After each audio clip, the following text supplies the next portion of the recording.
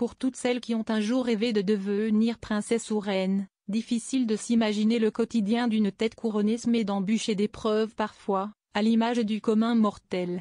Mais l'année écoulée pour la famille royale britannique prouve plus jamais que le statut royal n'épargne en rien des difficultés. Il y a environ un an, on apprenait que le roi Charles et sa belle-fille Kate Middleton souffraient tous les deux d'un cancer nécessitant des soins. Si à l'heure actuelle, Kate Middleton est officiellement en rémission comme elle l'a récemment fait savoir, le roi Charles III poursuit toujours son traitement.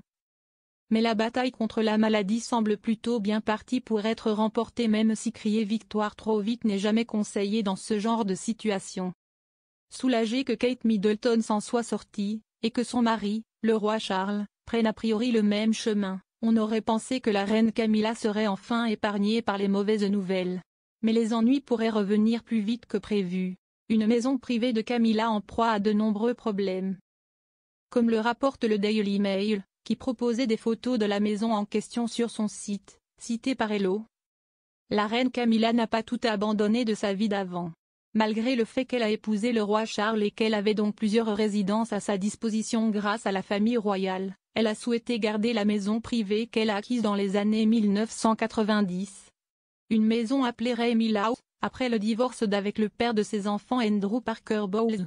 Mais être propriétaire de cette habitation, située entre Winchester et Bristol, à l'ouest de Londres, n'est pas de tout repos.